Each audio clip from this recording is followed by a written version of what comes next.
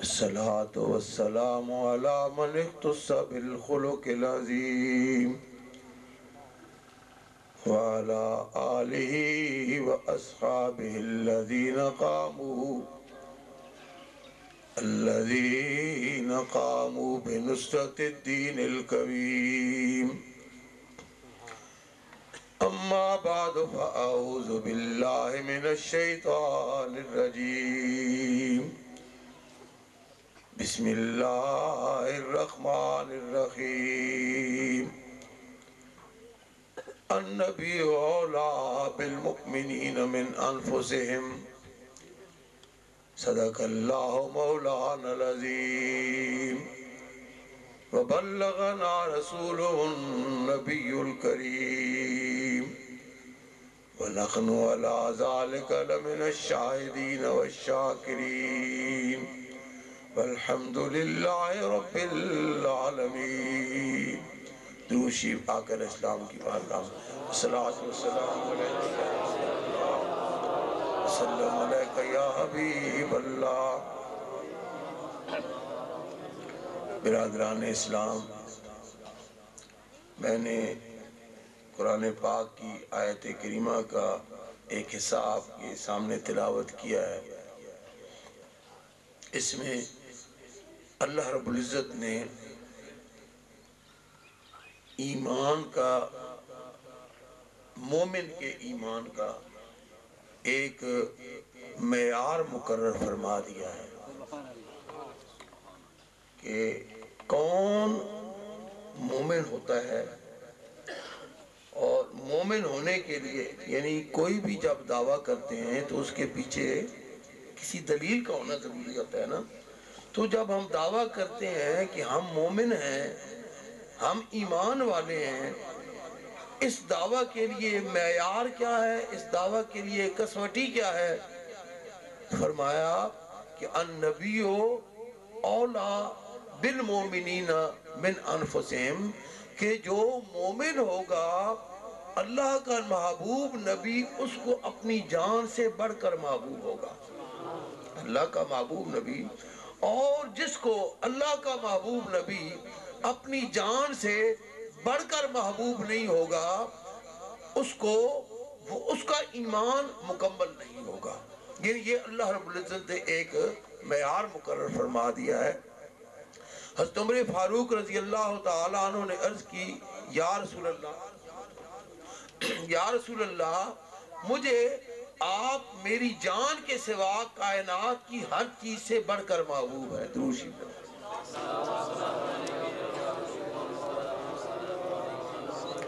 میری جان کے سوا کائنات کی ہر چیز سے یا رسول اللہ آپ مجھے بڑھ کر پیارے ہیں.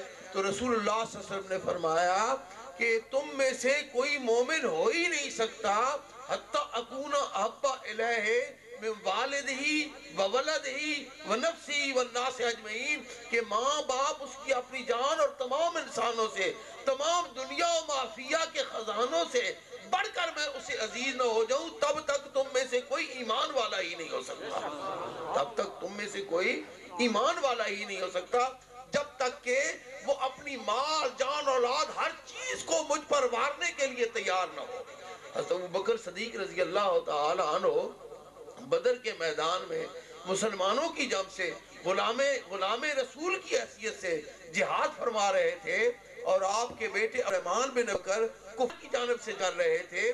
جنگ کے بعد جب ایمان قبول کیا تو ایک دن بیٹھے ہوئے کہنے لگے کہ ابا جی، آپ 4 مرتبہ میدان بدر میں میری تلوار کی زد میں آئے تھے، میں نے آپ کو چھوڑ دیا، آپ میرے ابا تھے.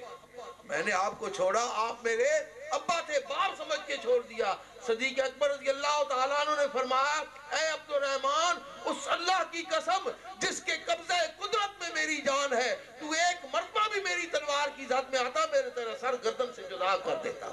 میں تیرا سر گردن سے جدا کر دیتا، کیونکہ جس کے ساتھ میں نے محبت کا تعلق قائم کیا ہے، تیری جنگ قبائلی عصبیت کی بنا پر تھی، اور قبائلی عصبیت میں رشتہ داری کی عصبیت میں سب سے مقدم رشتہ باپ کا ہوتا ہے. تو نے باپ کا لحاظ کیا. میں ایک نظریہ کے لیے جنگ کر رہا تھا, میں ایک عقیدہ کے لیے جنگ کر رہا تھا, میں ایک جماعت کا ممبر ہونے کی حیثیت سے اس جماعت کے, اس دین کی ترویج اور اشاعت کے لیے جنگ کر رہا تھا, اس دین کے تحفظ کے لیے جنگ کر رہا تھا.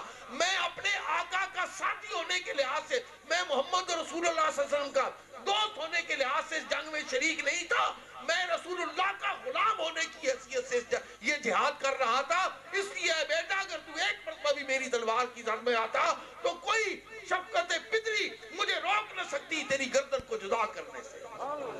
تیری گردن کو جدا کرنے سے کوئی شفقت پدری مجھے روک نہ سکتی.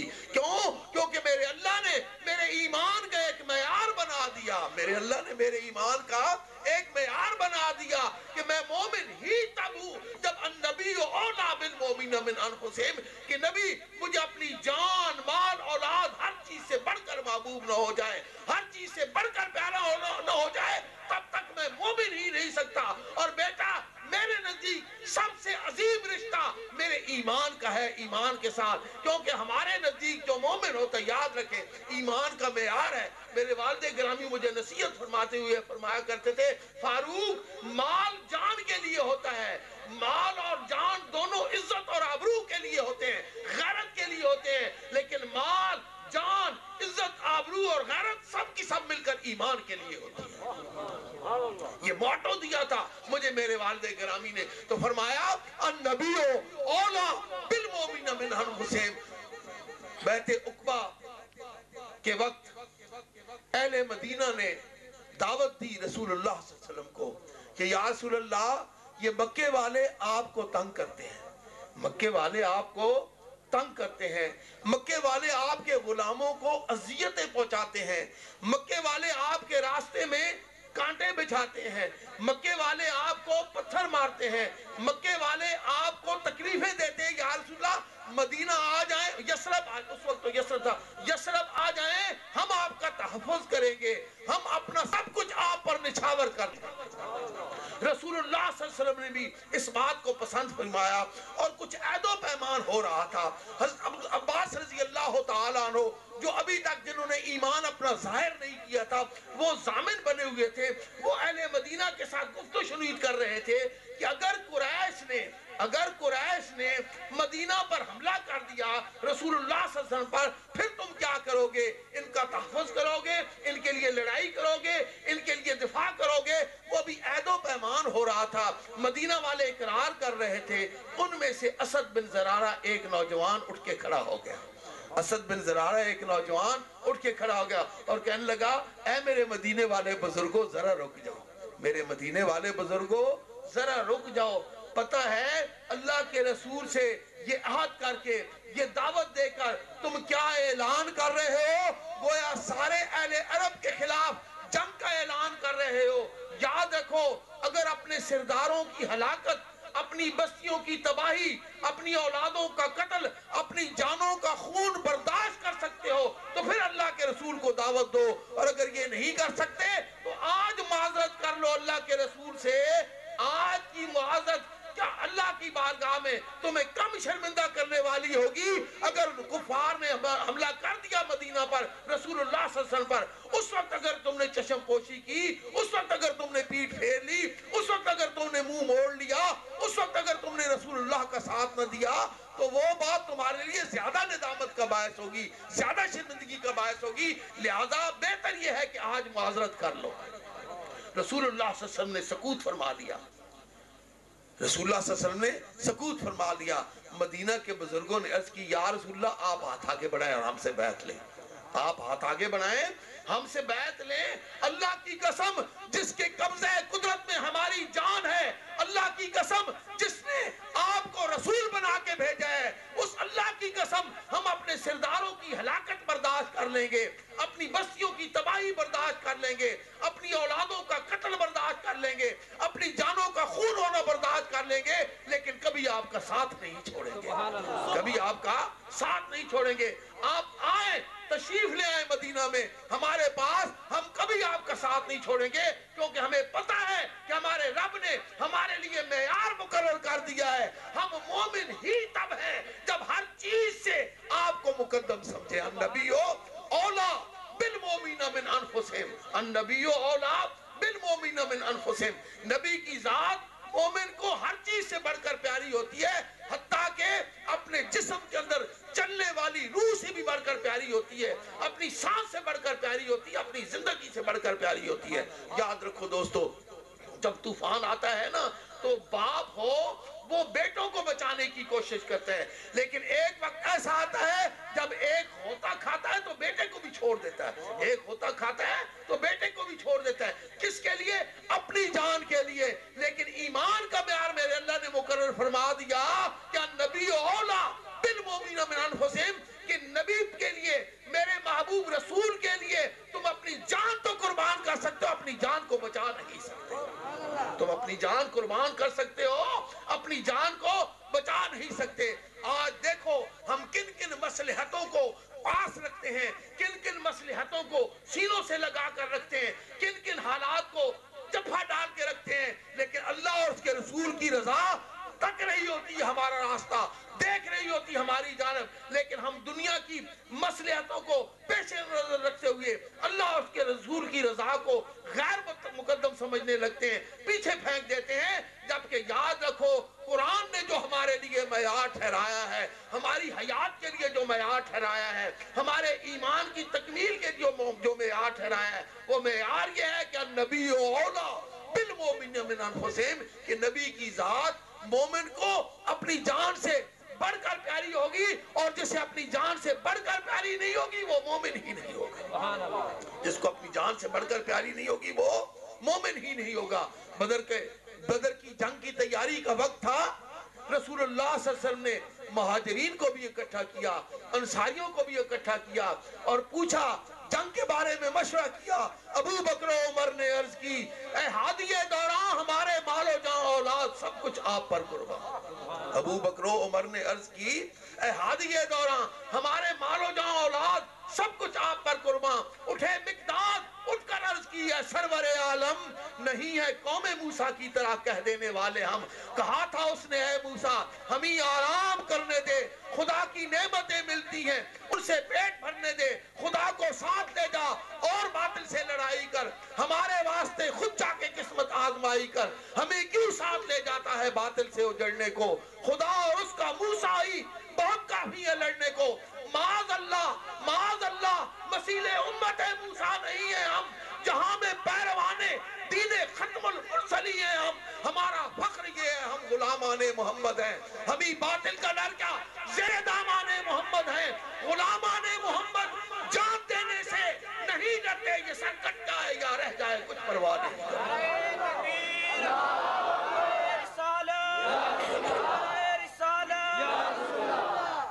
آستانہ علیہ چورا شریف۔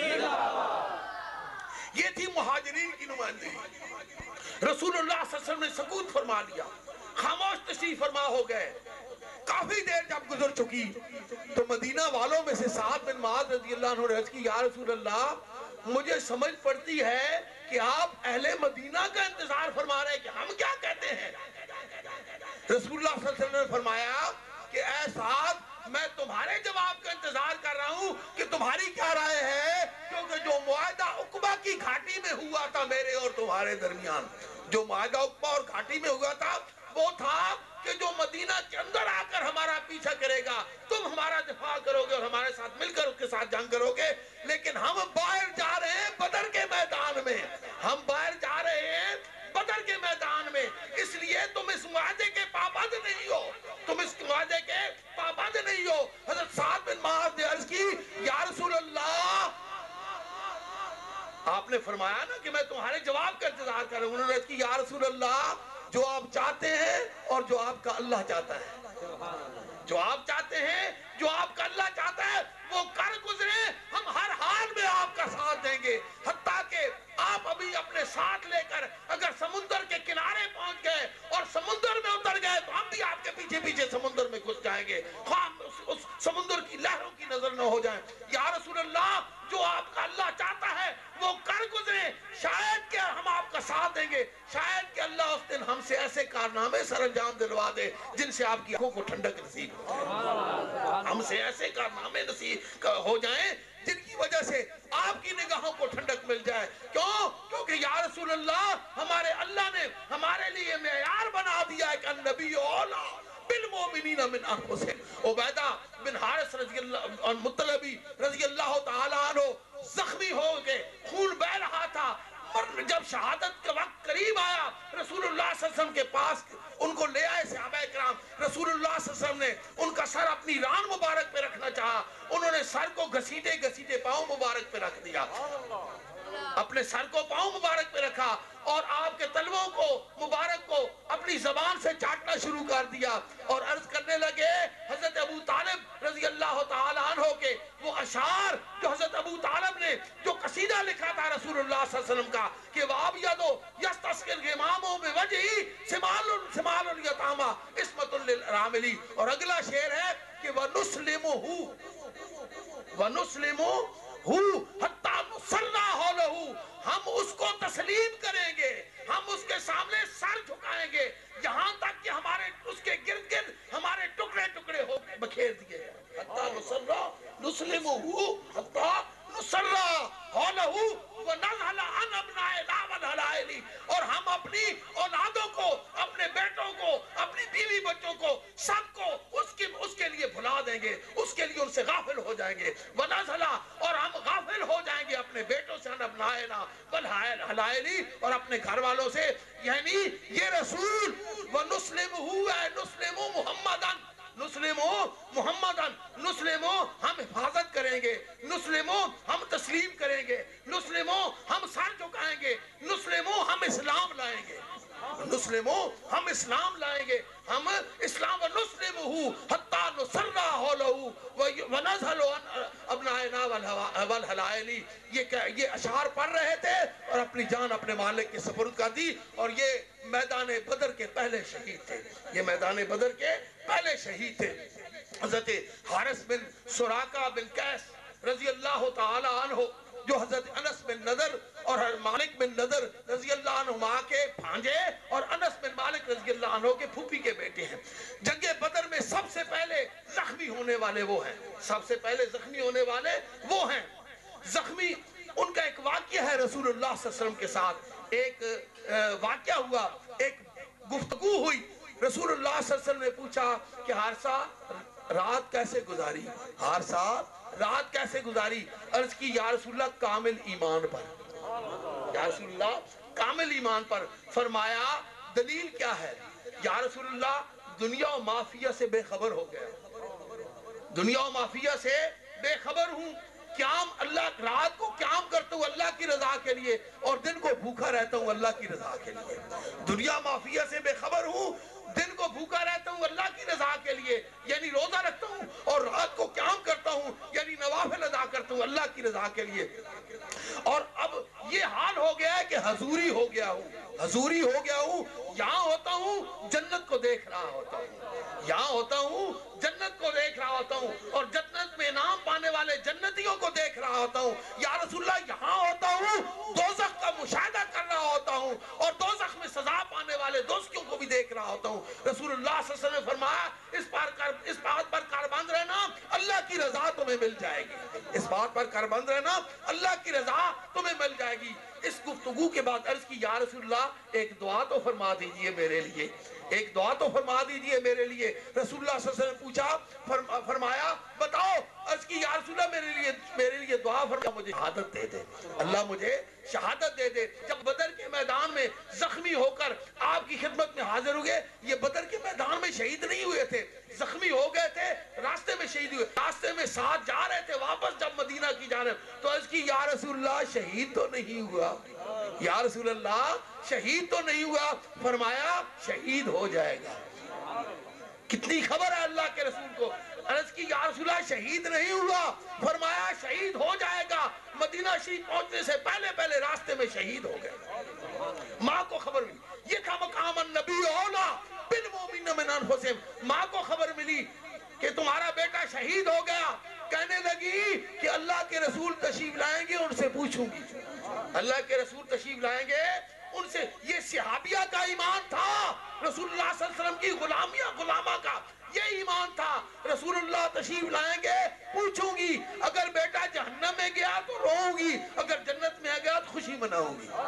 اگر بیٹا جنت، رسول اللہ تشریف لائیں گے، پوچھوں گی اگر بیٹا جہنم میں ہے تو روؤں گی، پیٹوں گی، اور اگر بیٹا جنت میں ہے تو خوشیاں مناؤں گی، مبارکیں لوں گی۔ رسول اللہ صلی اللہ علیہ وسلم جب تشریف لائے مدینہ شریف میں تو حضرت حارثہ کی والدہ آپ حاضر ہوئی اور عرض کی یا رسول اللہ میرا بیٹا جنت میں ہے یا دوزخ میں؟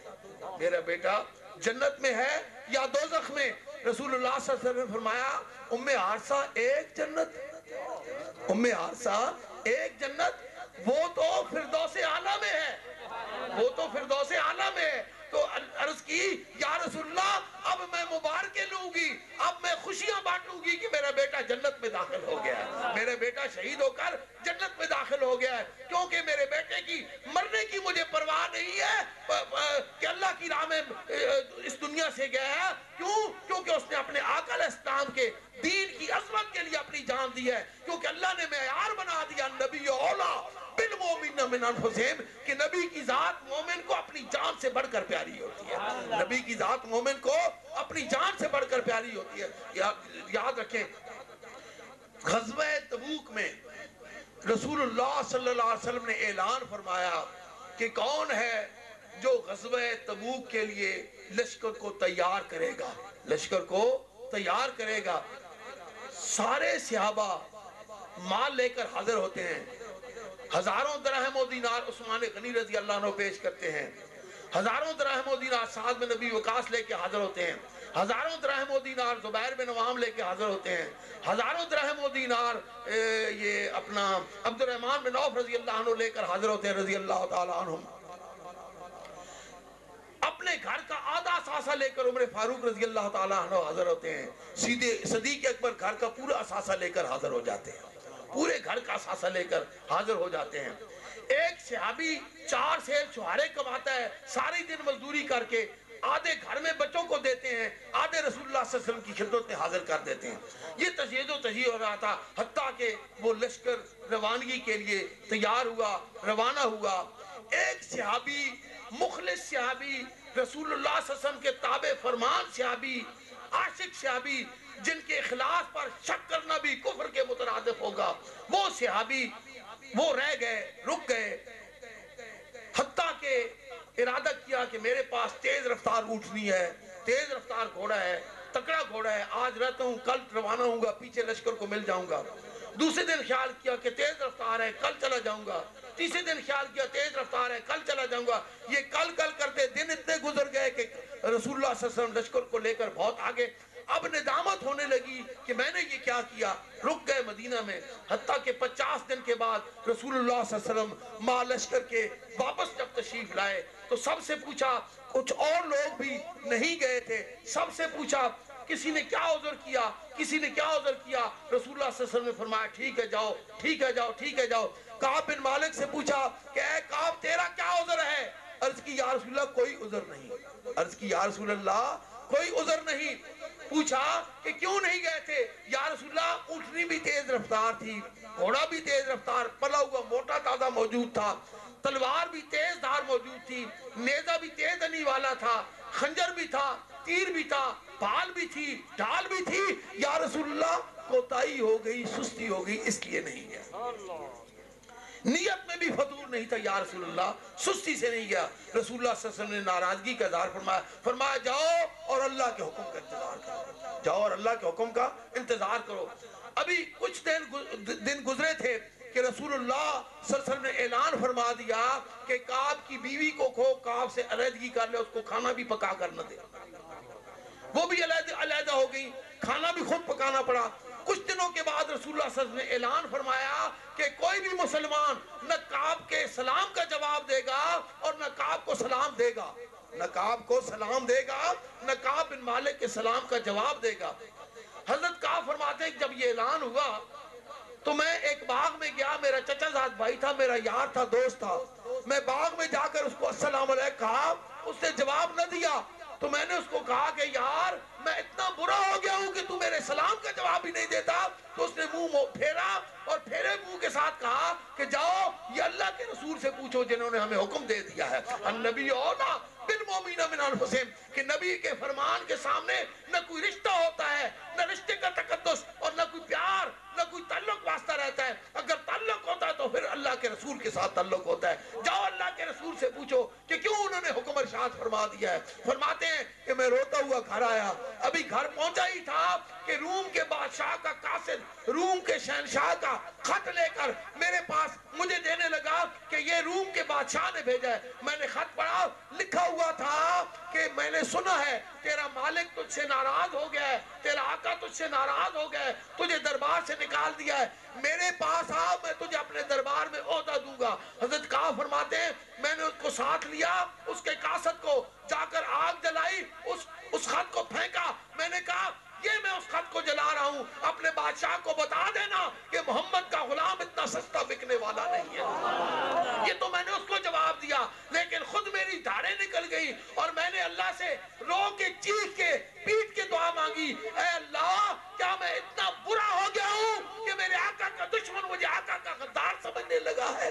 کیا اللہ میں اتنا گھٹیا ہو گیا ہوں, میں اتنا نجس ہو گیا ہوں, میں اتنا کمینہ ہو گیا ہوں, میں اتنا غدار ہو گیا ہوں کہ میرے آقا کا دشمن, تیرے رسول کا دشمن, تیرا دشمن مجھے تیرے رسول کا غدار سمجھنے لگا ہے. وہ یہ سمجھنے لگا ہے کہ میں اللہ کے رسول سے غداری بھی کر سکتا ہوں, ان کا دربار چھوڑ کر کسی اور دربار کی زینت بھی بن سکتا ہوں. حضرت کعب فرماتے ہیں میں رو رہا تھا, اپنے مقدر پر چیخ رہا تھا, پیٹ رہا تھا, کتنے میں مجھے صدیق اکبر کی آواز آئی, اے کعب تجھے مبارک ہو, اللہ کے رسول نے تجھے معاف کر دیا, اللہ نے تمہاری توبہ قبول فرما دی, اللہ کے رسول نے تجھے معاف فرما دیا, اللہ نے تمہاری توبہ قبول فرما دی. اب کیا تھا, کعب مسجد نبی کی جانب دوڑے جا رہے ہیں کہ رسول اللہ کی خدمت میں حاضر ہوتا ہوں, اور سارا اہل مدینہ کعب کے گھر کی طرف آ رہے ہیں. کعب مبارک ہو, کعب کو سلامت کا شور مچ گیا. کیوں؟ کیونکہ اللہ نے ایک معیار بنا دیا تھا کہ النبی اولا بالمومنین من انفسہم, نبی کی ذات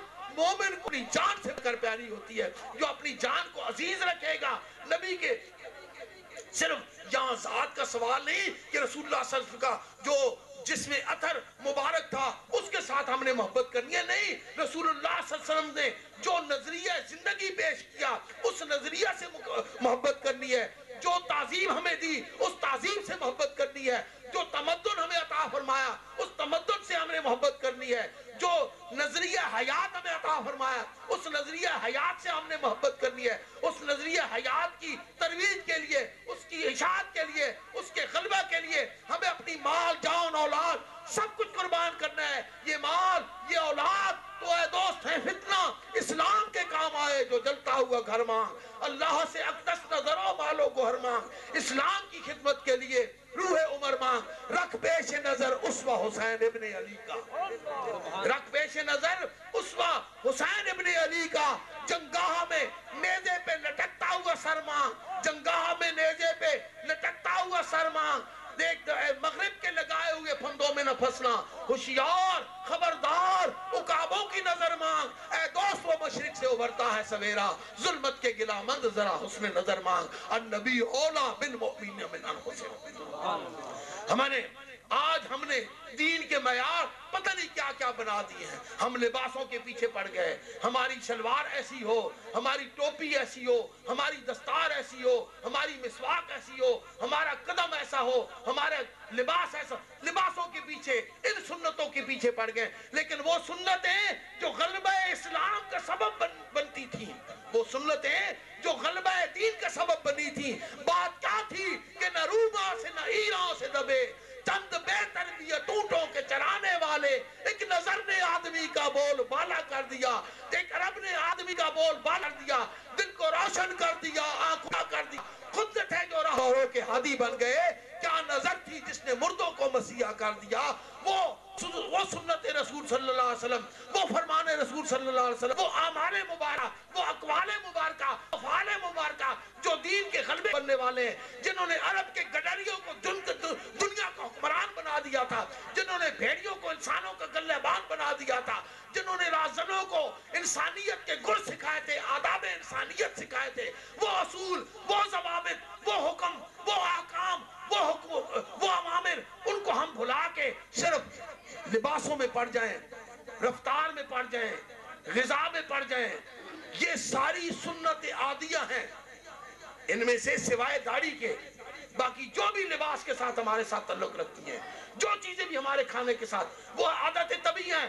نہ اللہ نے ان کو ہم پر واجب قرار دیا، نہ اللہ کے رسول نے ہم پر واجب قرار دیا. ان میں سے کوئی واجب نہیں ہے.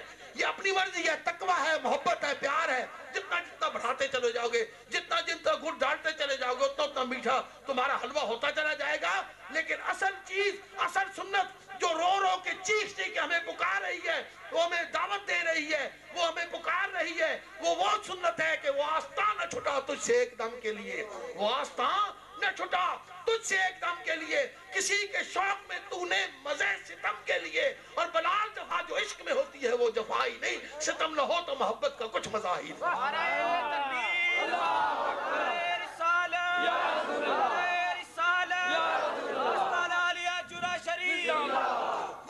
وہ جو بدر و احد و حنین کے واقعات ہیں، وہ سنتیں کہاں گئیں؟ وہ رسول اللہ صلی اللہ علیہ وسلم کے اعمال مبارکہ کہاں گئے؟ وہ اقوال مبارکہ کہاں گئے؟ وہ تو ساری بکھری پڑی ہے. جہان میں وہ داستان پتہ چل رہا ہے کہ اقوام عالم میں عرب کے بادیہ نشینوں کو کس چیز نے عروج بخشا تھا، اور پھر کن وجوہات کی بنا پر وہ زوال پذیر ہوئے تھے. وہ اتنی بڑی ایک سٹیٹ مدینہ میں 150-200 مہاجر لے کر مکہ سے مدینہ جاتے ہیں. 150-200 اہل مدینہ ایمان قبول کر لیتے ہیں. 300 افراد سے جس سٹیٹ کا وجود قیام پذیر ہوا تھا، چند ہی سال گزرے تھے کہ دنیا کے نقشے پر وہ ایک عظیم خلافت اسلامیہ بن کر ابھری. جب عظیم خلافت اسلامیہ بن چکی تھی، اس وقت کیا تھا؟ اس وقت کیا تھا؟ اللہ تعالیٰ نے فرمایا کہ وَكُنْتُمْ آدان فَاسْلَخَ بَيْنَ قُلُوبِكُمْ فَاسْبَخْتُمْ بِنِعْمَتِهَا. اے عمرو، عثمانو، علی، ابو بکر، تم سارے آپس میں دشمن تھے. اسلام کی وجہ سے تم بھائی بھائی بن گئے. تمہارے قبائلی تعصبات مٹ گئے. تمہارے اونچ نیچ کے پہاڑ ختم ہو گئے، کچل دیے میرے محبوب رسول نے. سب کچھ مٹ گیا. تم جب ایک ہو گئے تھے، دنیا کے نقشے پہ ایک بہت بڑی سلطنت کے قیام کے باعث بنے تھے. لیکن جب قیام ہو چکا، سلطنت بن چکی، حافظ ابراہیم نے ایک نظم لکھی تھی، یا شبان القوم، مصر کے شاعر ہیں، اس زمانے کے ہیں، اس صدی میں ہوئی ہیں.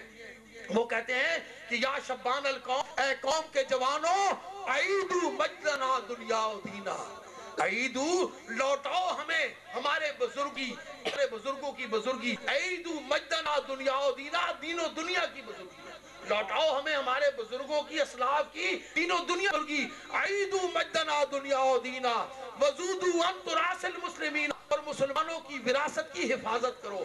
کون ہے مسلمانوں کی وراثت؟ وعد اللہ الذین آمنوا منکم وعملوا الصالحات لیستخلفنہم فی الارض کما استخلف الذین من قبلہم.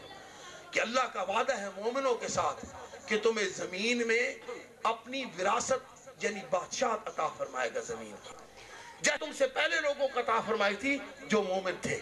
یعنی شرط یہ ہے کہ جو مومن تھے. عیدو مجدنا دنیا و دینا وزودو ان تراث المسلمین فمن یانو لغیر اللہ فینا ونحن بنو الغزاة الفاتحین. کون ہے ہم میں سے جو اللہ کے سوا کسی غیر کے اللہ کے دشمن کے سامنے اپنا سر جھکائے گا؟ ہم تو فاتح شہیدوں اور غازیوں کی اولادیں ہیں. ہم تو عمر و عثمان و علی، عبیدہ بن جراح اور خالد بن ولید، طلحہ و زبیر رضوان اللہ علیہ مجمعین، ان کی اولادیں ہیں. کون ہے جو ہم میں سے ہمیں جھکائے گا، اور کون ہے ہم میں سے جو غیر اللہ کے سامنے جھکے گا؟ اگلا شعر بڑا مزدار ہے. کہتے ہیں سلو بغداد والاسلام و دین. پوچھو بغداد سے، جب اسلام اس کا دین تھا، اکان الحال الدنیا کرین، کیا اس کے برابر کی کوئی سلطنت تھی دنیا میں؟ نہیں تھی نا. کیوں نہیں تھی؟ کہ وہ زمانے میں معزز تھے مسلمان ہو کر، اور ہم خار ہوئے تارک قرآن ہو کر. ہم نے قرآن کے حکام کو بلا دیا، رسول اللہ صلی اللہ علیہ وسلم کے صاحب قرآن کے حکام، قرآن کے حکام کو بھی بلا دیا، صاحب قرآن کے حکام کو بھی بلا دیا. صاحب قرآن کا حکم تھا مسلمانوں کے لیے، مومنین کے لیے، لَتَصَوُّنَّ صَفُوفَكُمْ اور لَيُخَالِفَنَّ اللَّهُ بَيْنَ وُجُوهِكُمْ. یا عباد اللہ، اے اللہ کے بندو، اپنی صفوں کو پختہ کر لو، مضبوط کر لو، سیدھا کر لو. آپس کے بغض و انتشار و افتراق کو ہٹا دو ورنہ اللہ تمہارے چہروں کو آپس میں ٹکرا دیں گے۔ اور جب یہ چہرے آپس میں ٹکرائے تھے، کن وجوہات کی بنا پر ٹکرائے تھے؟ یاد رکھو، جب ہلاکو نے، تاریخ گواہ ہے، جب ہلاکو نے چند ہزار سواروں کے ساتھ، منگول سواروں کے ساتھ بغداد پر حملہ کیا تھا، تو بغداد میں لاکھوں فوجی موجود تھے، لاکھوں مسلمان موجود تھے، مرد موجود تھے، جوان مرد موجود تھے، وہ اہل عرب اور ان کی اولادیں موجود تھی جنہوں نے کیسر و کسریٰ کے سر کو چکایا تھا، جنہوں نے کیسر و کسریٰ کے محلات کو لرزہ برندام کیا تھا، جنہوں نے کیسر و کسریٰ کی سلطنتوں کو پامال کر کے رکھ دیا تھا، انہی کی اولادیں تھیں۔ لیکن کیا تھا؟ شمشیر و سنا اول، طاؤس و رباب آخر۔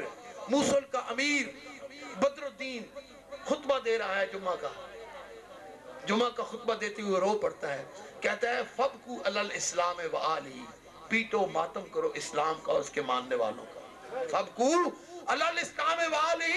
آج دو وفد میرے پاس آئے، ایک چنگیز خان کا منگولیا سے اور ایک خلیفہ بغداد کا، خلیفۃ المسلمین کا بغداد سے۔ منگولیا سے چنگیز خان لکھتا ہے، میں نے سنا ہے موصل کی تلواریں بڑی اچھی ہیں، 1.5 لاکھ تلواریں، تیز تار تلواریں میرے لیے بنا کر بھیجو۔ خلیفۃ المسلمین کا خط آتا ہے، میں نے سنا ہے فلاں لشکر کے ساتھ جو لونڈیا آئی ہے وہ بڑی اچھی رقاص ہے، اس کو میرے محل میں رقص کرنے کے لیے بھیج دو۔ مسلمانوں کا خلیفہ رقص و سرور کی محفلیں سجاتا ہے اور کافروں کا حکمران بادشاہ وہ تلواروں کی جھنکار میں لذت محسوس کرتا ہے۔ یاد رکھو دوستو، وہ رو پڑے، کہنے لگے فَبْكُوا عَلَى الْإِسْلَامِ وَآلِهِ۔ جب خلیفۃ المسلمین بکھر گیا، جب مسلمان آپس میں کیا کر رہے تھے، جب ہلاکو اسی چنگیز کے پوتے نے جب بغداد پر حملہ کیا تو مسلمان یہ بحث کر رہے تھے کہ شیعہ حق پر ہیں یا سنی حق پر ہیں، شیعہ حق پر ہیں یا سنی حق پر ہیں۔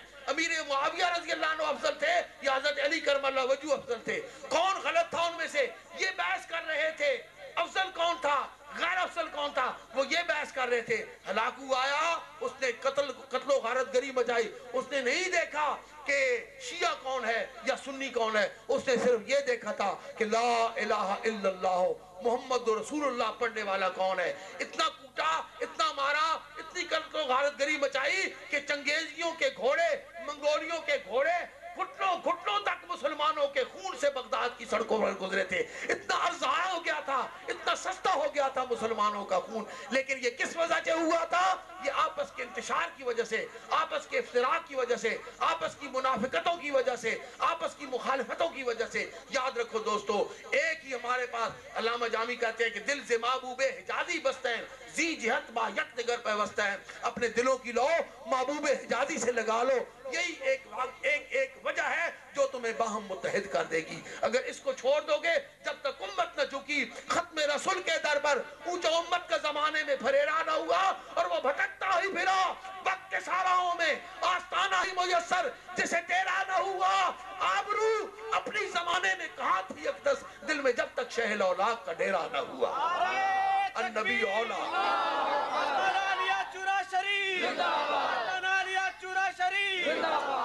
النبی اولا بالمومنین من انفسہم۔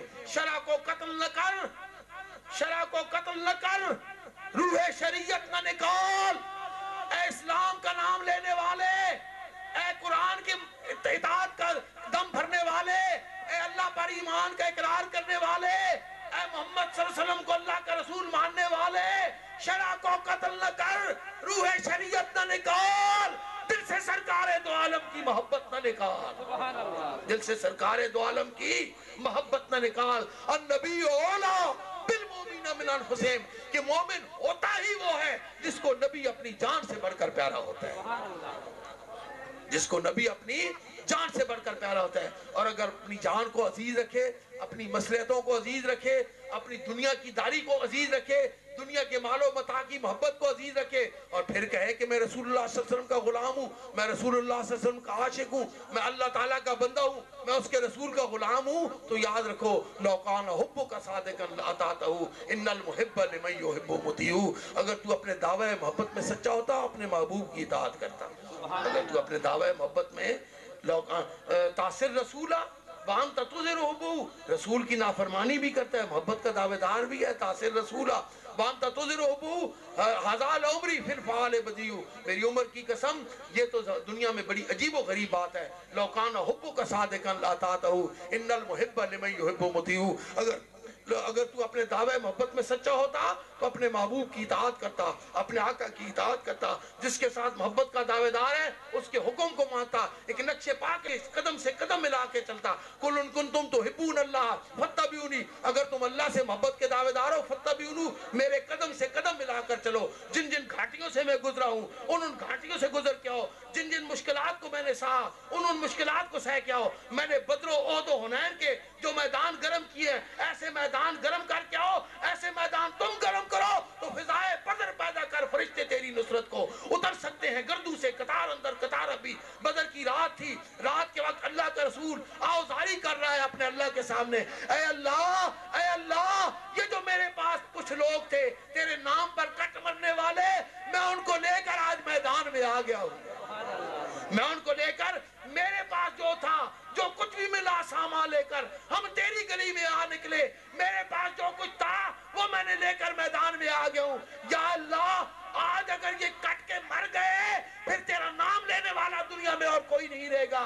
ऐ अल्लाह इनको फतह व नुसरत अता फरमा। मेरे अल्लाह ने ऐलान फरमा दिया वही अनसुरकुमुल्लाहु फला गालिब लकुम, कि अल्लाह की मदद ऐसे पहुंची, अल्लाह ने अपने महबूब की दुआ कबूल की कि कुफार रवायत करते हैं कि हमें एक एक मुसलमान 10-10 के बराबर नजर आता था। क्यों? क्योंकि उनके दिलों में किसी गैर कुव्वत का खौफ नहीं था सिवाय अल्लाह की मोहब्बत और अल्लाह के खौफ के। उमैर बिन वाब अल-जामी ये कुफार का जासूस था, कुफार का जासूस था, मुसलमानों के लश्कर की जासूसी करके वापस गया। पता है कुरैश को क्या रिपोर्ट दी? कुरैश को क्या रिपोर्ट दी? कहने लगा 300 के लगभग आदमी हैं, 300 के लगभग आदमी हैं। लेकिन ये जो मोहम्मद है ना सल्लल्लाहु अलैहि वसल्लम, ये यस्रब के ऊंटों पर मुझे पता चलता है तुम्हारे लिए मौत लाद कर लाया है। तादाद 300 है लेकिन ये यस्रब के ऊंट तुम्हारी मौत लाद कर लाए हैं। ऐ कुरैश मेरी नसीहत है, मेरा तजर्बा है, ये मौत आई है तुम्हारी, और मेरी नसीहत और मेरा मशवरा है कि मोहम्मद सल्लल्लाहु अलैहि वसल्लम से सुलह कर लो। मेरा मशवरा है जंग न करो, सुलह कर लो, वगरना मारे जाओगे। ये यशरब के ऊंट तुम्हारी मौत का सामान, उनका बिलकने का अंदाज, उनका बड़बड़ करने का अंदाज वो बताता है कि उनके ऊपर तुम्हारी मौत लदी हुई है। क्योंकि उनके जो उर्वा बिन मसूद ने कहा था ना कि मैंने बड़े बड़े बादशाहों के दरबार देखे हैं, लेकिन जो अदब, जो गहराई, जो गीराई, जो एहतराम, जो कुर्बानी का जज्बा मैंने मोहम्मद सल्लल्लाहु अलैहि वसल्लम के सहाबा में उनके लिए देखा है, किसी बादशाह के दरबार के मसाइब हुए उनके दिलों में, उसके लिए बादशाह के लिए नहीं देखा। वो जब थूकता है तो उनके हाथ आगे होते हैं, थूक जमीन पर नहीं गिरने देते, उठा के अपने चेहरों पे मल लेते हैं। वो जब पाँव धोता है, पाँव का पानी धुला हुआ वो माए मुस्तामल वो नीचे नहीं गिरने देते, वो हाथों पे उठाते हैं, कोई सर पे डाल रहा होता है, कोई चेहरे पे डाल रहा होता है, कोई कपड़ों को तर कर रहा होता है कि हमारे कपड़े पाक हो जाएंगे पाँव मुबारक के धुले हुए पानी से। जब वो कलाम करता है तो सारे ऐसे आंखें बंद करके सकूत से बैठ जाते हैं जैसे उनके कंधों पे परिंदे बैठे हुए हैं, जरा हिलेंगे तो फुर कर लेंगे। रात मजलिस में तेरी हम भी खड़े थे चुप से, किसी ने कहा था रात मजलिस में तेरी हम भी खड़े थे चुप से, जैसे तस्वीर लगा दे कोई दीवार के साथ, इस तरह उसके सहाबा उसकी महफिल में उसके सामने मौजूद होते हैं। क्योंकि उनके नजदीक उनके अल्लाह ने मेयार मुकर्रर फरमा दिया कि नबियो औला बिल मोमिना मिन अनफुसिहिम, इबाद बिन ज़रारा 90 जख्म खाए हुए हैं, ऐलान करे कोई है जो मुझे अल्लाह के रसूल के पास ले जाए, कोई है जो मुझे अल्लाह के रसूल के पास ले जाए। उमर फारूक उठाकर पाँव घसीटते हुए उठाकर लाते हैं, रसूलुल्लाह सल्लल्लाहु अलैहि वसल्लम की खिदमत में हाजिर कर देते हैं। अब अबाद बिन ज़रारा की जबान है, अल्लाह के रसूल के तलवे मुबारक है, पाँव मुबारक को चाट रहे हैं, इसी तरह चाटने हुए अपनी जान अपने मालिक के सुपुर्द कर देते हैं। सर बवक्ते ज़बा अपना उनके ज़ेरे पाए हैं, ये नसीब अल्लाह अकबर लौटने की जाए है। 90 70 80 जख्म खाए हुए हैं, खून जिस्म से रिस रहे हैं, मदीना में वापस आ गए हो के मुजाहिदीन, शोर मच गया, कुफार फिर आ रहे हैं मदीना पर हमला करने के लिए। रसूलुल्लाह सल्लल्लाहु अलैहि वसल्लम ने ऐलान फरमाया अपनी तलवारें लो, हथियार लो और बाहर औद की जानिब फिर दौड़ के जाओ। अब दुनिया वालों ने ये मंजर देखा कि 70 जख्म खाए हुए एक भाई है, दूसरे जवान भाई को कह रहा है मुझे میدان جنگ میں. مجھے اپنے بھائی کہتا ہے تیرا خون ہے تو جنگ نہیں کر سکتا, وہ کہتا ہے جنگ نہیں کر سکتا, تیر کھا تو سکتا ہوں نا اپنے جسم پر. اللہ کے رسول کا حکم ہے کہ جو مجاہد ہے وہ میدان میں آ جائے. میں کیسے پیچھے ہٹوں گا؟ مجھے اپنے کندھوں پہ اٹھاؤ, اونٹ کی پہاڑی پہ جا کے بٹھا دو. اگر میں خود تیر نہ مار سکا, ان کی جانب سے آنے والا تیر تو اپنے وجود پہ سہ لوں گا نا. کیوں؟ کیونکہ اللہ نے معیار بنا دیا تھا, النبی اولا بالمؤمنین من انفسہم. اور وہ لوگ جنہوں نے غلامی مصطفیٰ اختیار کی تھی, ان کا اللہ پر, اس کے کلام پر پورا پورا ایمان تھا. اس ایمان کا وہ مصداق بننا چاہتے تھے اور بن کر انہوں نے دکھایا تھا. سعد بن ربیع 70 کے قریب زخم لگے ہوئے ہیں اور کہہ رہے ہیں کہ کوئی ہے یا اہل مدینہ یا اہل الانصار تعال الیہ, میرے پاس آؤ. وہ آواز لگا رہے تھے. جن انصاریوں نے سنا وہ دوڑ کے آئے. انہوں نے کہا سارے اہل مدینہ کو میری جانب سے پیغام دے دینا, سارے اہل مدینہ کو میری جانب سے پیغام دے دینا کہ جب تک آنکھ کی پپلیوں میں سانس باقی ہے, آقا علیہ الصلوۃ والسلام کا ساتھ نہ چھوڑنا, اس آگ کا پاس کرنا جو ہم نے عقبہ کی گھاٹی میں رسول خدا صلی اللہ علیہ وسلم سے کیا تھا. اس آگ کا پاس کرنا. کیوں؟ کیونکہ ان کے نزدیک النبی اولا بالمؤمنین من انفسہم, ان کے لیے نہ اولادیں, نہ مال, نہ جان, کچھ بھی ان کو عزیز نہیں ہوتی تھی. ان کو اگر عزیز تھی تو اللہ اور اس کے رسول کی رضا عزیز تھی. حنین کا جو لڑائی ہوئی, حنین کے وقت صحابہ کرام کی تعداد بھی بہت بڑی تھی, اسلحہ بھی ان کے پاس بہت زیادہ تھا. کفار کے پاس اسلحہ بھی کم تھا, تعداد بھی کم تھی. صحابہ کرام نے آپس میں کہا کل بدر میں جب ہم تھوڑے سے تھے, کل بدر میں جب ہم تھوڑے سے تھے ہمارے پاس اسلحہ بھی نہ تھا, کل بدر میں ہم تھوڑے تھے ہمارے پاس اسلحہ بھی نہ تھا, تب تو یہ ہمارا کچھ بگاڑ نہیں سکے. آج تو ہماری اتنی بڑی تعداد ہے, اتنا بڑا اسلحہ ہمارے پاس ہے, آج یہ ہمارا کیا کریں گے؟ میرے اللہ نے پٹوا دیا, مار پڑی صحابہ کرام کو, بھاگنے لگے صحابہ کرام. حتیٰ کہ رسول اللہ صلی اللہ علیہ وسلم تنہا تشریف فرما ہوئے میدان میں, اور آپ اعلان نام لے لے کر فرما رہے تھے کہ یا اہل المہاجر, یا اہل مکہ, یا اہل مدینہ, تعال الیہ, تعال الیہ, میں یہاں ہوں, میرے پاس آؤ. یہ اس آواز مبارک کا, صوت مبارک کا کان میں پڑنا تھا کہ دوڑے دوڑے صحابہ آتے ہیں, حضور کے جھرمٹ لگاتے ہیں, مار کھانا شروع کر دیتے ہیں, تیر جسم پر زخموں پر تیروں کے زخم سہنا شروع کر دیتے ہیں. جب قربانی کا جذبہ لے کر رسول اللہ صلی اللہ علیہ وسلم کے ارد گرد اکٹھے ہو جاتے ہیں اور اللہ کے سچے بندے اور رسول اللہ صلی اللہ علیہ وسلم کے سچے غلام کی حیثیت سے جہاد کرنا شروع کر دیتے ہیں, اللہ تعالیٰ ان کی ہوا بنا دیتا ہے, کفار کے قدم اکھڑ جاتے ہیں, اور اس جنگ میں سب سے زیادہ مال غنیمت جتنا ساری جنگوں میں نہیں آتا اس ایک جنگ میں ملتا ہے. پھر اللہ رب العزت قرآن کے ذریعے, وحی کے ذریعے سختی فرماتے ہیں کہ اے صحابہ, کل بدر میں تو تم مجھ سے دعائیں کر رہے تھے مدد کرو اللہ, کل بدر کے میدان میں تو ساری رات رو رو کر مجھ سے دعائیں مانگ رہے تھے, اللہ ہم تیرے دین کے لیے میدان میں آئے ہیں, بے سر و سامان ہے, کچھ بھی نہیں ہے, نہ غلہ ان کے اونٹوں پر, نہ پانی کی پکالیں تھی, کیا تھا؟ میں وحدت سے قلب مطمئن سرشار تھا ان کا, کہ سرکار دو عالم قافلہ سالار تھا ان کا. کل تو تمہیں صرف محمد رسول اللہ صلی اللہ علیہ وسلم کی قافلہ سالاری پر بھروسہ تھا, کل تو بدر کے میدان میں تو تمہیں صرف میری بندگی پر بھروسہ تھا, میری الوہیت پر بھروسہ تھا, میرا معبود ہونے پر بھروسہ تھا, مجھ سے مدد مانگ رہے تھے.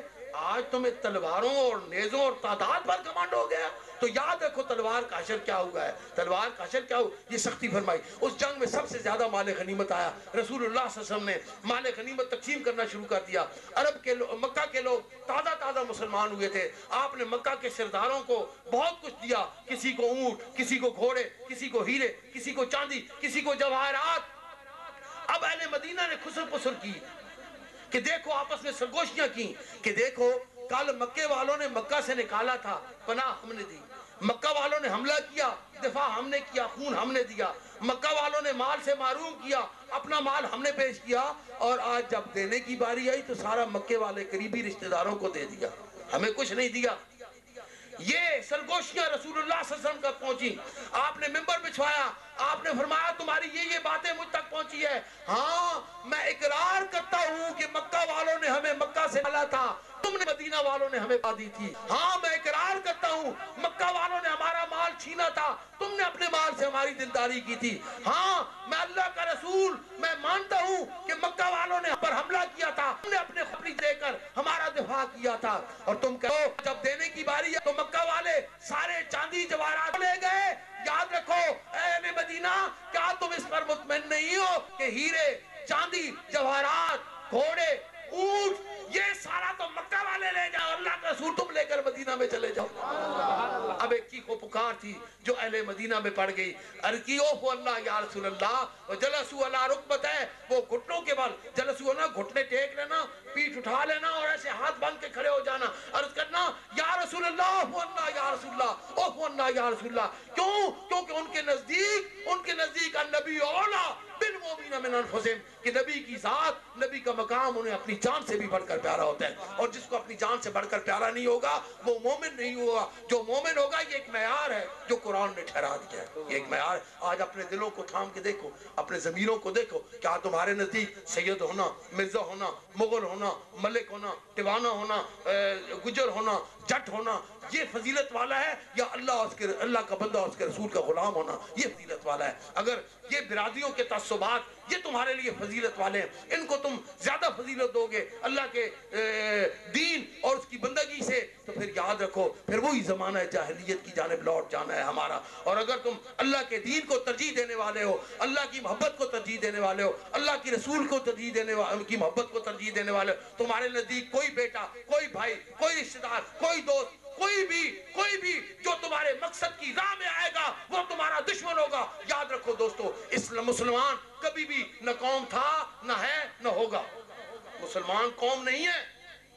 یہ جو ہم قوم کا لفظ آج استعمال کرتے ہیں، بربنائے جہالت ہم استعمال کرتے ہیں۔ مسلمان کبھی بھی یہ قوم نہیں رہے۔ یاد رکھو قومیتوں کی بنیاد یا رنگ کی بنا پر ہوتی ہے کہ فلاں گورے رنگ والا ہے، فلاں کالے رنگ والا ہے، یا علاقے کی بنا پر ہوتی ہے فلاں افریقہ کا ہے، فلاں امریکہ کا ہے، یا زبان کی بنا پر ہوتی ہے فلاں پشتو بولنے والا ہے، فلاں سندھی بولنے والا ہے، فلاں عربی بولنے والا ہے، فلاں انگریزی بولنے والا ہے، فلاں فرانسیسی بولنے والا ہے۔ یہ قومیتوں کی بنیاد ہوتی ہے۔ اسلام یہ بتاتا ہے کہ کوئی عربی بولنے والا ہے، کوئی پشتو بولنے والا ہے، کوئی سندھی بولنے والا ہے، کوئی ایرانی بولنے والا ہے، کوئی تورانی بولنے والا ہے، کلمہ لا الہ الا اللہ محمد رسول اللہ پڑھ لیتا ہے وہ مسلمان ہو جاتا ہے۔ ایک سندھو ایک ٹیوانا مسلمان ہوتا ہے، ایک سندھو ایک ٹیوانا کافر ہوتا ہے، ایک قریشی مسلمان ہوتا ہے، ایک قریشی کافر ہوتا ہے، باپ مسلمان ہوتا ہے، بیٹا کافر ہوتا ہے، ابو بکر مسلمان ہوتا ہے، عبد الرحمن بن ابی بکر کافر ہوتا ہے۔ باپ اور بیٹا آپس میں جنگ کر رہے ہوتے ہیں، جدا باپ اور بیٹوں کو بھی یہ وہ نظریہ ہے جو جدا کا امتیاز پیدا کر دیتا ہے مومن اور کافر کے درمیان۔ اس میں نہ رنگوں کا تباین دور کر دیتا ہے۔ کوئی کالے رنگ والا آتا ہے، کوئی گورے رنگ والا آتا ہے، کوئی سفید رنگ والا آتا ہے، کوئی تانبے رنگت والا آتا ہے، کوئی سامنے رنگت والا آتا ہے۔ جو بھی کلمہ لا الہ الا اللہ محمد رسول اللہ پڑھ لیتا ہے وہ مسلمان ہو جاتا ہے۔ جب اللہ کی دربار میں پہنچتا ہے، اللہ کی بارگاہ میں پہنچتا ہے تو ایک ہی صف میں کھڑے ہو گئے محمود و ایاز، ایک ہی صف میں کھڑے ہو گئے محمود و ایاز۔ نہ کوئی بندہ رہا نہ کوئی بندہ رواز، بندوں صاحب و محتاج غنی ایک ہوئے، تیری سرکار میں پہنچے تو سبھی ایک ہوئے۔ یہاں بکر سے یا میاں والی، مجھے ذہن میں نام یاد نہیں، اس علاقے سے آنے والا خطیب امام آگے ہوتا ہے، پیچھے چورا شریف سے آنے والا پیر سید وہ ہوتا ہے، یہاں کا نیلے والا کا ٹیوانا ہوتا ہے، مصری ہوتا ہے، نائی ہوتا ہے، موچی جو بھی ہوتا ہے، سب ایک ہی صف میں کندھے سے کندھا ملا کر کھڑے ہو جاتے ہیں۔ کوئی تفریق نہیں ہوتی کہ کون سید ہے، کون قریش ہے، کون جٹ ہے، کون سائی ہے، کون ٹیوانا ہے، کون مصری ہے، کون نائی ہے، کوئی تفریق نہیں ہوتی۔ یہ اسلام کا فرق، یہ اسلام کا امتیاز ہے، یہ اسلام کا غرور ہے کہ اس نے سب کو ایک ہی صف میں لا کے کھڑا کر دیتا ہے۔ عمر فاروق کا دور ہے، عمر فاروق کا دور ہے، غسان کا بادشاہ ہے، طواف کعبہ کر رہا ہے، غسان کا بادشاہ، ایک حبشی بدو حبشی کالا حبشی، اس کا پاؤں آ جاتا ہے، بدو کا پاؤں، جنگل میں رہنے والے کا پاؤں شاہ غسان کی پوشاک میں آ جاتا ہے، وہ اٹھا کر اسے تھپڑ مارتا ہے۔ عمر فاروق امیر المومنین ہے، شکایت جاتی ہے، عمر فاروق امیر المومنین ہے، شکایت جاتی ہے۔ آپ کہتے ہیں کہ الیدو بالید والجروح قصاص، آیت کریمہ کافی طویل، کہ بدلہ ہوگا، تھپڑ کا بدلہ تھپڑ، یہ قرآن بتاتا ہے۔ وہ کہتا ہے مجھے وقت دے میں اس کو شاید راضی کر لوں۔ آپ نے کہا راضی کرنے کا وقت میں دیتا ہوں۔ رات کے وقت شاہ غسان بھاگ جاتا ہے مدینہ چھوڑ کر، مکہ چھوڑ کر، اور روم میں بھاگ کے چلا جاتا ہے۔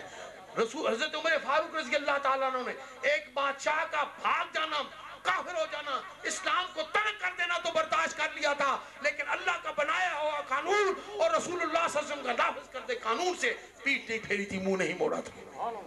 یاد رکھو اللہ اور اس کے رسول ہمارے لیے کیا، بدر کا میدان تھا، دونوں فوجیں آمنے سامنے تھی، کفار کی تعداد زیادہ تھی، مسلمانوں کی تعداد کم تھی۔ حضرت حذیفہ رضی اللہ عنہ، ان کے والد خسیل بن جابر رضی اللہ تعالیٰ عنہ، وہ مکہ گئے ہوئے تھے۔ مکہ سے واپسی پر قریشیوں نے ان کو پکڑ لیا، پکڑ کے ابو جہل کے پاس لے گئے۔ انہوں نے کہا ان کو بند کر دو۔ انہوں نے کہا ہم تو تمہارے کوئی لشکر کی جاسوسی کرنے کے لیے نہیں آئے، ہم تو مکہ گئے ہوئے تھے، ہم واپس اپنے گھر مدینہ جا رہے ہیں۔ ابو جہل کہنے لگا ہمیں تمہارے مدینہ جانے سے کوئی اعتراض نہیں ہے، ہمیں اعتراض یہ ہے کہ مدینہ جا کر تم محمد صلی اللہ علیہ وسلم کا ساتھ دو گے اور ہمارے خلاف جنگ کرو گے۔ انہوں نے کہا ہم اللہ کے نام پر وعدہ کرتے ہیں ہم تمہارے خلاف جنگ نہیں کریں گے۔ ابو جہل نے چھوڑ دیا، جاؤ مدینہ میں۔ وہ مدینہ گئے، واپس بدر کے میدان میں راستہ پلٹ کے واپس آئے، رسول اللہ صلی اللہ علیہ وسلم کی خدمت میں حاضر ہوئے، عرض کی یا رسول اللہ اس طرح واقعہ ہوا ہے، اب ہم جہاد کرنا چاہتے ہیں۔ وہ وقت تھا جب ایک ایک ہاتھ کی، ایک ایک انگلی کی، ایک ایک آنکھ کی ضرورت تھی،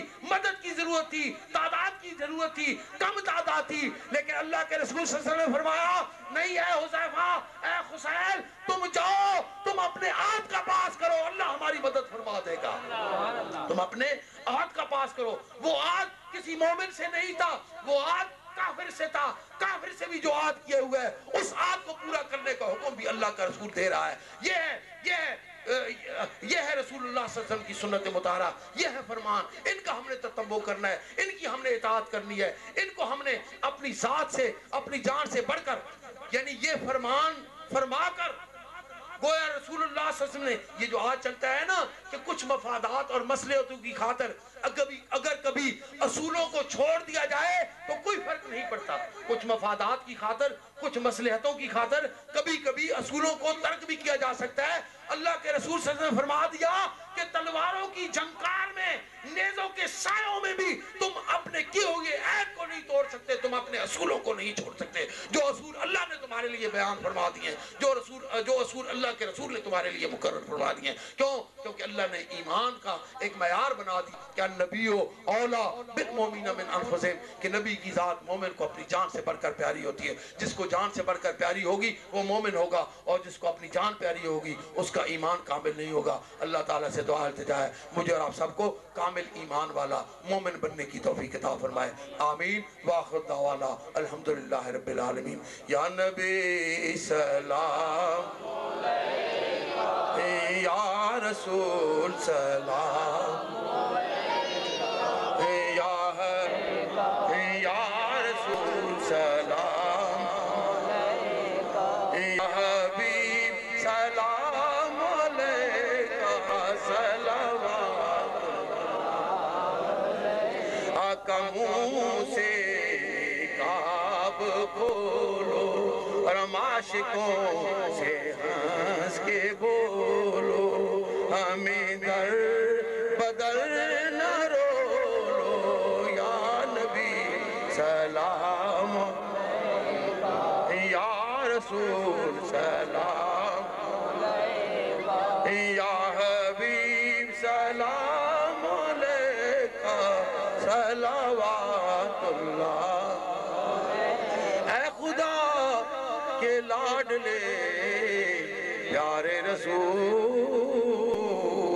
اور یہ سلام عاجزانہ ہو قبول، دست بستہ ہے کھڑے حاضر غلام، اور پیش کرتے ہیں غلامانہ سلام۔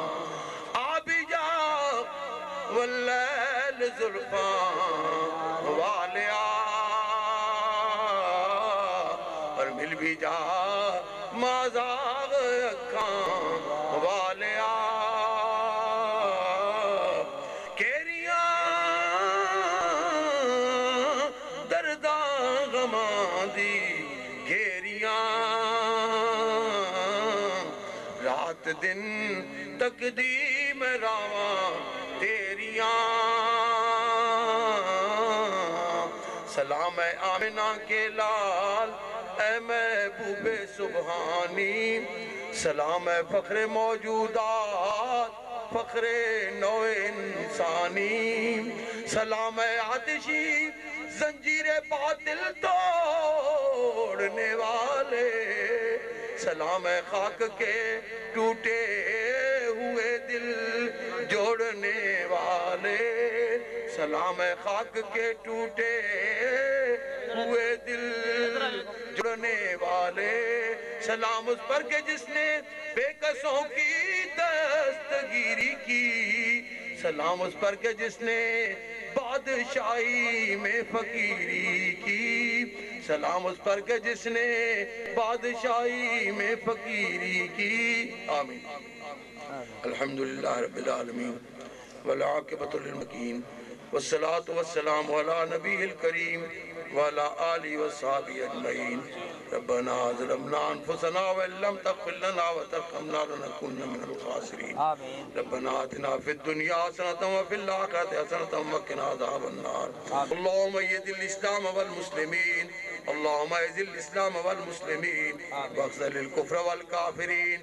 اے العالم نیک راہ پر چلنے کی توفیق عطا فرما، شر نفس شر شیطان سے بچا، شیطانی وساوس سے بچا، شیطانی اعمال سے بچا، شیطانی سنگت سے بچا، شیطانی محفل سے بچا، شیطانی دوستی سے بچا۔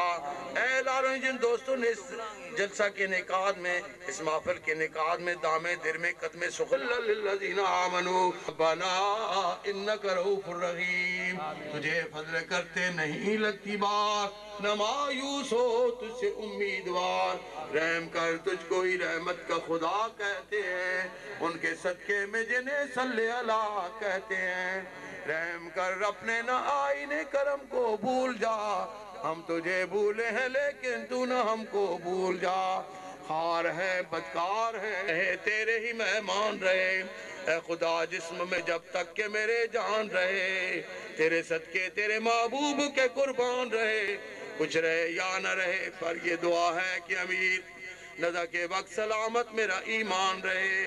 اے الہی حمیت دین نصیب فرما، غیرت دین نصیب فرما، باطل فاسق ظالم قوتوں کے خلاف ٹکرانے کا عزم و حوصلہ نصیب فرما۔ فانصرنا علی القوم الکافرین، فانصرنا علی القوم الفاسقین، فانصرنا علی القوم الظالمین، فانصرنا علی القوم اليہود والمجوس والہنود، فانصرنا علی القوم النصارى والمشرکین، فانصرنا علی القوم النصارى والمشرکین۔ ربنا لا تزغ قلوبنا بعد إذ هديتنا وهب لنا من لدنك رحمة إنك أنت الوهاب، ربنا تقبل منا إنك أنت السميع العليم وتب علينا إنك أنت التواب الرحيم۔ صلى الله تعالى على خير خلقه ونور عرشه وزينة فرشه محمد وآله وصحبه وآل بيته ذرياته أجمعين۔